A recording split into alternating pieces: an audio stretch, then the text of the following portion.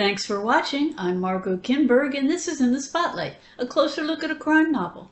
This week, we're continuing our special look at the 2024 finalists for the Ngaio Marsh Award for the Best in New Zealand Crime Fiction. Today, let's turn the spotlight on Jill Johnson's Devil's Breath. 44-year-old Eustacia Rose is a former university lecturer who's now living in London. Her particular passion is poisonous plants. She has a large garden of them on the roof of her building, and she tends to that garden daily. Also up on the roof is a telescope she had from her father.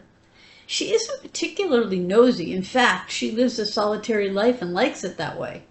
But she can't help but notice the neighbors, especially when she's using her telescope.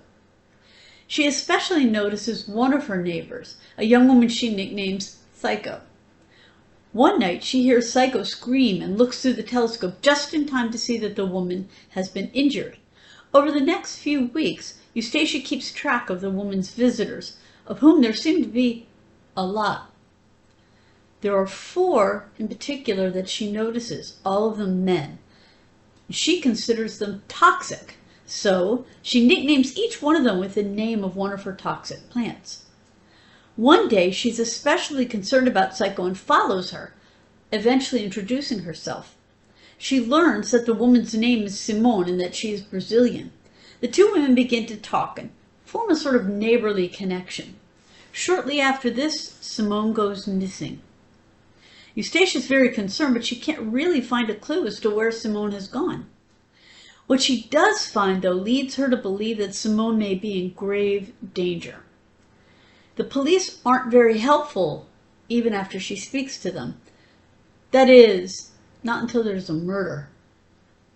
It turns out that the victim has ties to both Simone and Eustacia. So the police begin to suspect Eustacia. She's certainly on their list of people of interest. She knows she's not the killer, but she also knows she needs to clear her name.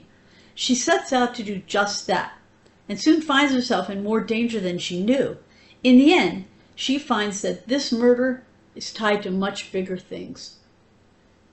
So what are the elements in this story? What holds the story together?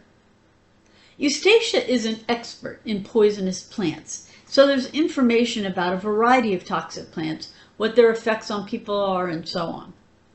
The story is told from Eustacia's point of view, first person, past tense, so we see events through her eyes. She's eccentric, even probably neurodivergent. She doesn't have a friend group, and she's sometimes bewildered by human emotions. So while she's not really an unreliable narrator, her view of events is different from what most of us would probably see. She is, however, brilliant in her way. She's good at putting the pieces of a puzzle together, and of course, she's deeply knowledgeable about botany. The events in the novel aren't told in a strictly chronological order. In several places, Eustacia remembers events and people from her past as she's telling the current story. These memories build her backstory and give the reader important information about her. And as the novel goes on, we see how some of those past events may be related to Simone and the murder.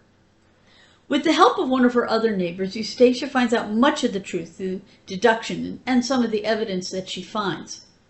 She doesn't work with the police in a planned way, although they do get her evidence and she does talk to them.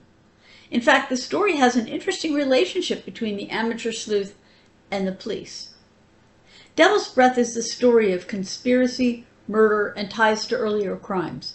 It features a quiet set of London flats, some dangerous visitors, and an unusual amateur sleuth who uses her expertise to try to make sense of it all.